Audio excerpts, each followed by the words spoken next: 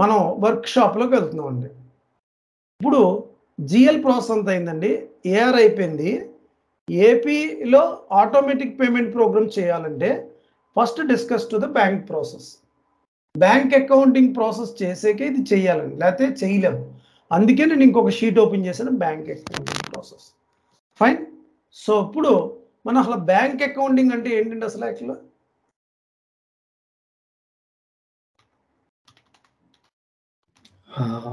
మన transactions and balance, amount balance ఇదే process అండి. కరెక్ట్. ఇది ఏపీ, ఇది ఏఆర్. ఈ బ్యాంక్ అకౌంటింగ్లో ఈసీసీలో బ్యాంక్ అకౌంట్స్ని ఎక్కడ తీసుకునేవారండి? ఎస్ఎఫ్స్లో. మరి ఎస్ఫోర్నా సిస్టంలో బ్యాంక్ అకౌంట్స్ని ఎక్కడ తీసుకుంటారండి? క్యాష్ అండ్ బ్యాంక్ గ్రూప్లో తీసుకుంటారు. దేని తీసుకుంటారు సార్? Cash and. ఎందుకండి ఇలాగా ఎస్ఏపిలో నార్మల్గా ఇది మళ్ళీ అప్ టు 1909 వరకు ఇంతేనండి, సేమ్. అర్థమైంది సార్ నేను చెప్తుంది? ఎస్ఫోర్నా వెర్షన్లో కూడా ఎస్ఫోర్నా వెర్షన్ అప్ టు 90 సేమ్. అర్థమైంది సార్? ఇది ఎప్పటి నుంచి ఇంట్రడ్యూస్ చేశారండి? 2020 వెర్షన్ నుంచే ఎస్ఫోర్నా సిస్టంలో బ్యాంక్ అకౌంట్స్ని క్యాష్ అండ్ బ్యాంక్ గ్రూప్లో తీసుకునేవారండి. బ్యాంక్ అకౌంట్స్ నార్మల్గా ఈసీసీలో బ్యాంక్ అకౌంట్స్ని నార్మల్గా ఎసెట్స్లో తీసుకునేవారు కదా. ఇప్పుడు ఎస్ఫోర్నా సిస్టంలో బ్యాంక్ అకౌంట్ క్రియేట్ చేయాలంటే ఫస్ట్ క్రియేట్ బ్యాంక్ కీ అండి. బ్యాంక్ కీ క్రియేట్ చేసుకోవాలి. ఫస్ట్ క్లయింట్తో మాట్లాడాలండి. How many bank accounts SAP సిస్టంలో బ్యాంక్ అకౌంట్స్ని ఏమంటారండి?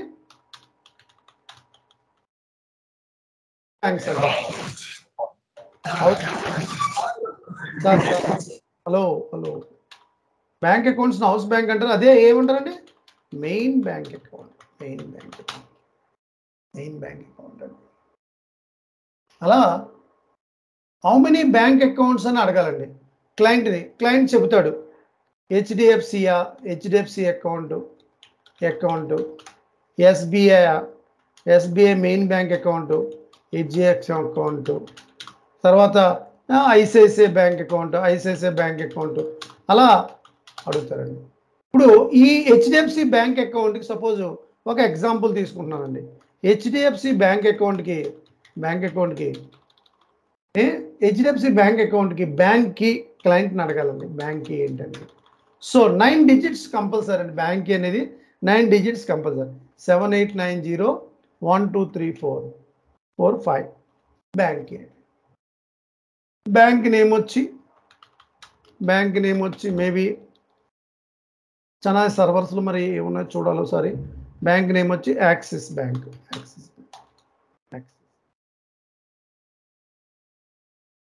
తర్వాత సిటీ ఏంటి? హైదరాబాద్. తర్వాత రీజన్ ఏంటి? రీజన్ వచ్చి తెలంగాణ. అండ్ కంట్రీ ఏంటి? ఇండియా. ఇలా మొత్తం డీటెయిల్స్ అన్నీ తీసుకోవాలండి. Bank key details. ఈసీసీలో బ్యాంక్ కీ సెపరేట్గా క్రియేట్ చేయాల్సిన అవసరం లేదండి. హౌస్ బ్యాంక్ డైరెక్ట్గా ఎక్కడ క్రియేట్ చేసేసుకోవచ్చండి? హౌస్ బ్యాంక్ని ఎక్కడ? ఎస్పీఆర్ఓలో చేసేసుకోవచ్చు. ఈయన ఈసీసీలో ఇక్కడ మెన్షన్ చేస్తున్నానండి. బ్యాంక్ అకౌంట్ని డైరెక్ట్లీ ఎస్పీఆర్ఓలో చేసుకుంటారండి. మరి ఎస్ఫోర్నా సిస్టంలో బ్యాంక్ అకౌంట్ ఎక్కడ చేస్తారండి? పియోరీ అప్లికేషన్లో చేస్తారండి. ఎక్కడ చేస్తారు సార్? పియోరీ అప్లికేషన్. ట్రాన్సాక్షన్ కూడా ఏంటండి? /n/UIT/FLP. ఇది ట్రాన్సాక్షన్ కోడ్ అండి. మీకు ఇక్కడ ఎస్ఫోర్నా సిస్టమ్ సర్వర్లో ఉంటుంది చూడండి. ఇక్కడ ఎస్ఫోర్నా సిస్టంలో ఇక్కడ సర్వర్లో ఉంటుంది చూడండి. ఇక్కడ చూడండి, ఇంకోనండి, చూసారా? /UAT/FLP ఇది ట్రాన్సాక్షన్ కోడ్ అండి. ఇది ఫియోర్ అప్లికేషన్ యొక్క ట్రాన్సాక్షన్ కోడ్. ఇలా బ్యాంక్ అకౌంట్ని థర్డ్ పార్టీ అప్లికేషన్లో చేసుకుంటారండి. ఈసీసీలో అలా అవసరం లేదు, డైరెక్ట్ ఎస్పీఆర్ఓలో చేసేసుకోవచ్చండి. డైరెక్ట్ ఎస్పీఆర్ఓలో చేసేసుకోవచ్చండి. నార్మల్గా హౌస్ బ్యాంక్కి నార్మల్గా 2 అకౌంట్స్ రిక్వైర్ అండి. 2 accounts require. One is in main bank account. Second one ఏంటండి? Bank clearing account. ఒకప్పుడు ఎస్ఐపిలో అయితే కనుక బ్యాంక్ క్లియరింగ్ అకౌంట్ లేదండి. అందుకే చాలా సంవత్సరాలు ఎస్ఐపి క్వశ్చన్ మార్క్ అండి. నార్మల్గా వెండర్ క్లియరింగ్ అకౌంట్ ఉంది, customer clearing account, bank clearing account లేదు. అందుకే కూడా బ్యాంక్ అకౌంట్స్ని డైరెక్ట్ అసెట్లో తీసుకునేవారండి. కానీ S/4HANA సిస్టంలో ఇప్పుడు బ్యాంక్ అకౌంట్స్ని క్లౌడ్లో క్రియేట్ చేస్తున్నారండి. ఎస్పీఆర్ఓలో చేయడానికి లేదండి, క్లౌడ్ కనెక్టింగ్లో చేస్తున్నారు. అలాగే ఇక్కడ బ్యాంక్ అకౌంట్ 2 రకాలు ఉంటుంది. Main bank account, clearing account అండి. ఇక్కడ మెయిన్ బ్యాంక్ అకౌంట్ సెలెక్ట్ చేసినప్పుడు నార్మల్గా బ్యాంక్ అకౌంట్ సెలెక్ట్ చేస్తాం. క్లియరింగ్ అకౌంట్ సెలెక్ట్ చేసినప్పుడు నార్మల్గా బ్యాంక్ క్లియరింగ్ అకౌంట్లో రీకాన్ అకౌంట్ ఉంటుంది, దాంట్లో మెయిన్ బ్యాంక్ అకౌంట్ ఇవ్వాలండి. అది మీకు టోటల్గా జిఎల్ స్ట్రక్చర్ అంతా మారిపోయిందండి. ఈ bank account, main bank account చేస్తున్నప్పుడు నార్మల్గా ఎస్ఐపి S/4HANA సిస్టంలో నార్మల్గా క్లియరింగ్ అకౌంట్ ఉంటుంది. క్లియరింగ్ అకౌంట్ ఎప్పుడు చేస్తున్నప్పుడు దీనికి ఓపెన్ ఐటమ్ మేనేజ్మెంట్ సెలెక్ట్ చేయాలండి. ఏ క్లియరింగ్ అకౌంట్స్కైనా ఎంఎంలో GRRA క్లియరింగ్ అకౌంట్, హెచ్ఆర్లో పేరాల్ అకౌంట్, ఇక్కడ బ్యాంక్ క్లియరింగ్ అకౌంట్, ఎన్నిటికి మనం జిఎల్ మాస్టర్ చేస్తున్నప్పుడు ఓపెన్ ఐటమ్ మేనేజ్మెంట్ సెలెక్ట్ చేసుకోవాలండి. ఓపెన్ ఐటమ్ మేనేజ్మెంట్ ఇక్కడ నార్మల్గా OB52 ఏంటండి? OB account group transaction code ఏంటండి? Account group transaction code OBD4. OBD4లో మన చార్ట్ ఆఫ్ అకౌంట్ ఏంటండి? ఫస్ట్ చెక్ చేసుకోవాలి. మన చార్ట్ ఆఫ్ అకౌంట్ FSC, మన fourth chart of account FCH.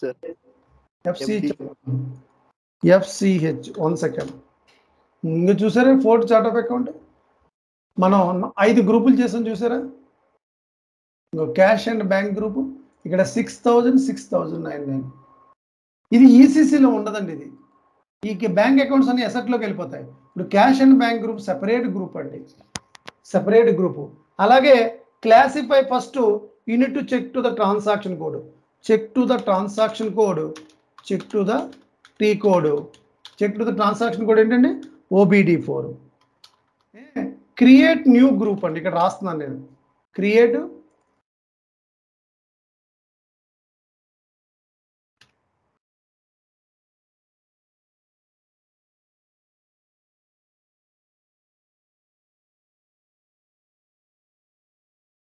Account group T code అండి. ట్రాన్సాక్షన్ కోడ్ ఏంటండి? OBD4. In this place create one more group ఏంటండి? Cash and bank group. ఒక group create చేయాలి. Cash and bank group అనేది ఒకటి create చేయాలి. మరి ఫస్ట్ పాయింట్ అండి ఇది.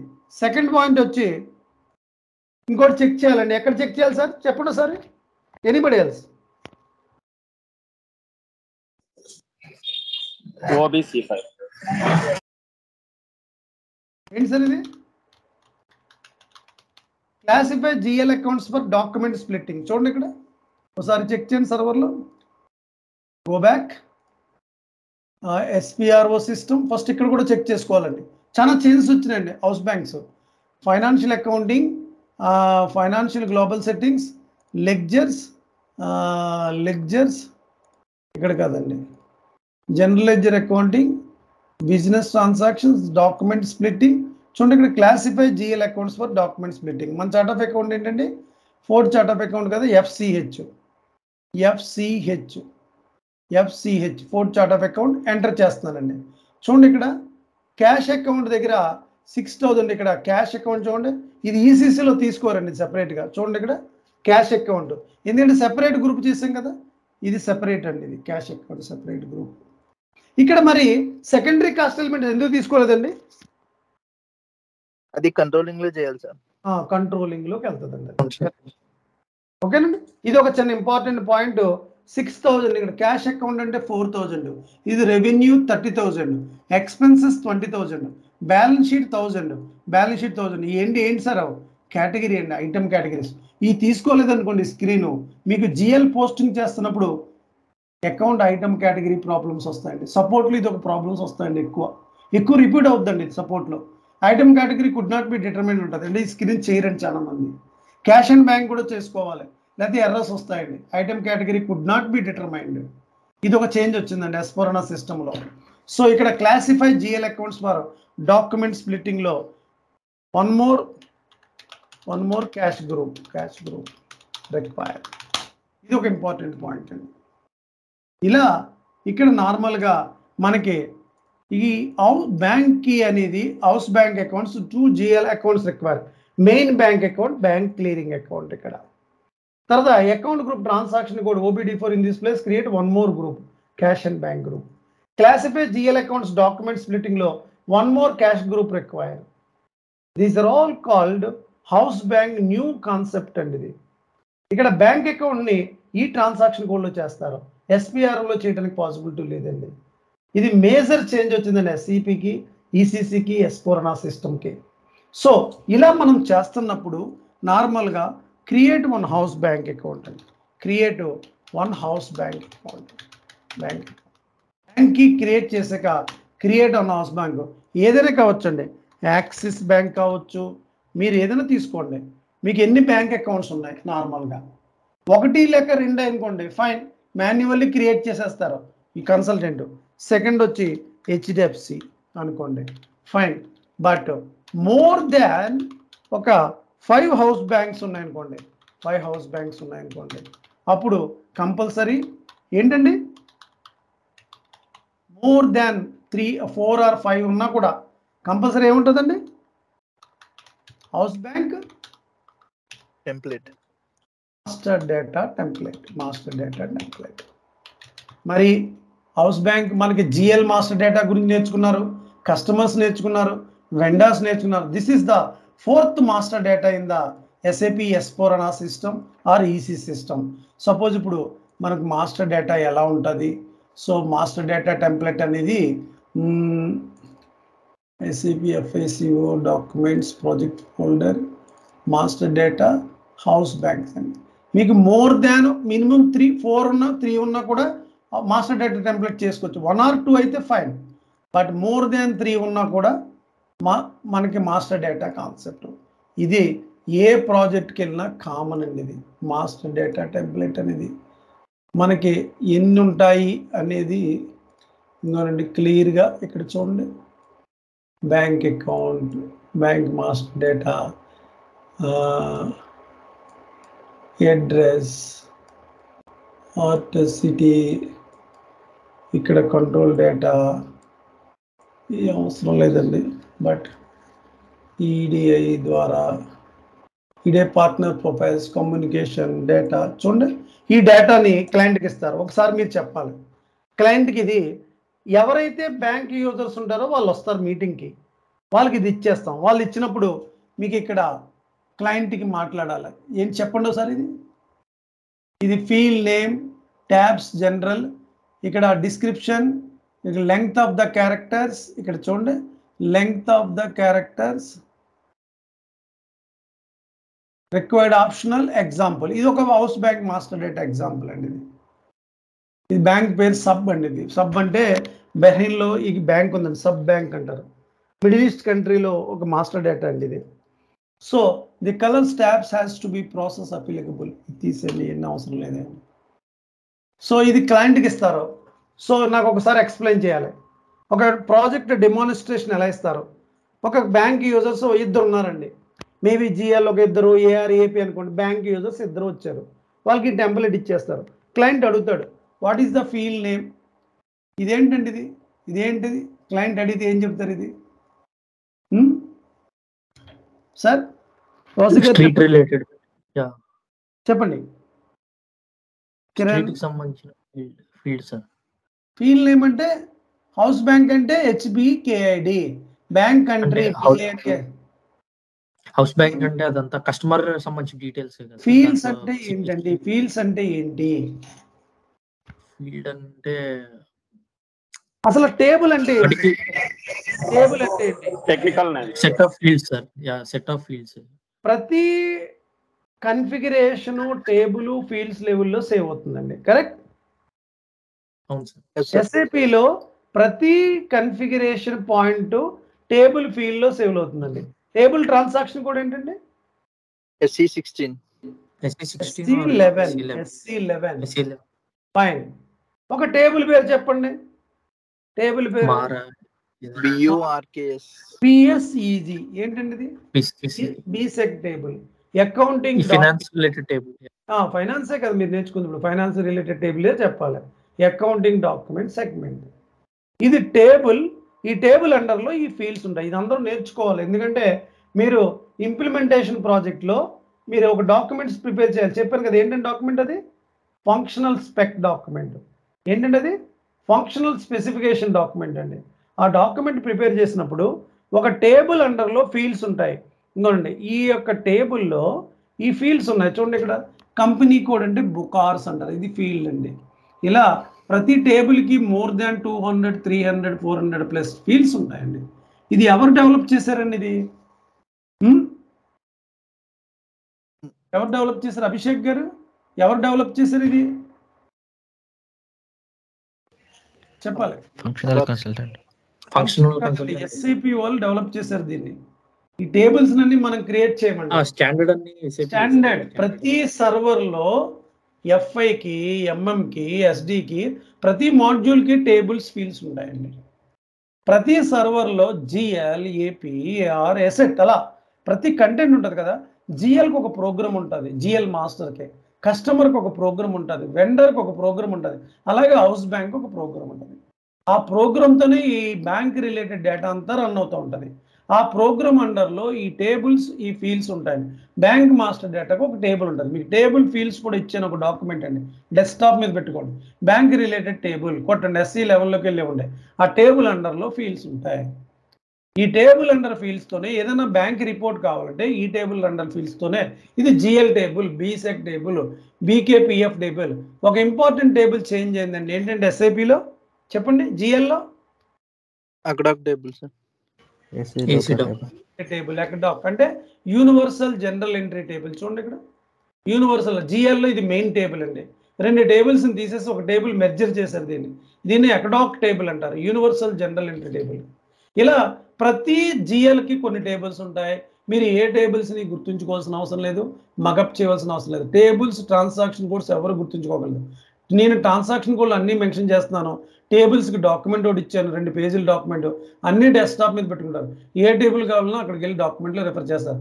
ఇంటర్వ్యూలో కూడా ఏది అడగరు. ట్రాన్సాక్షన్ కోడ్ టోటల్గా ఒక 10 ఎన్నో గుర్తుంటాయి అంతే. ఒక టేబుల్స్ ఒక 7, 8, 10 టేబుల్స్ అంతే. అది మెమరబుల్గా ఉంటాయి ప్రతి టేబుల్. BSEC అనుకోండి, ఎకడాక్ అనుకోండి, గుర్తుండాలి కామన్గా. ప్రతి SAP FICO కన్సల్టెంట్కి ఈ టేబుల్స్ గుర్తుండాలి. BSEC, BKPF, KN ఏమన్నంటే కస్టమర్ మాస్టర్, LFA ఏమన్నంటే వెండర్ మాస్టర్, మారా అంటే మెటీరియల్ మాస్టర్. ఇలా ఒక 10 టేబుల్స్ ఫెమిలియర్ అయి ఉండాలండి, ఎందుకంటే కామన్గా రొటేట్ అవుతూ ఉంటాయి. అలాగే ఇప్పుడు మీ యొక్క BSEC అంటే మెయిన్ టేబుల్ అండి. అది SAPలో GLలో BSEC, BKPF అండి, ఇది కూడా main table. Accounting document segment అంటారు దీన్ని. అకౌంటింగ్ డాక్యుమెంట్ హెడ్డర్ లెవెల్, అది ఇంతకుముందు సెగ్మెంట్ లెవెల్, ఇది హెడ్డర్ లెవెల్. ఇది GLకి మెయిన్ టేబుల్ అండి. BKPF, BSEC, ఎకడాక్ ఈ 3 చాలా ఇంపార్టెంట్ టేబుల్. KN ఏమన్నంటే కస్టమర్ మాస్టర్, ARK. ఇప్పుడు మీరు నేర్చుకుంటుంది వెండర్ మాస్టర్ అంటే LFA1 వెండర్ మాస్టర్, దాన్ని S4 సప్లయర్ మాస్టర్ అంటారు.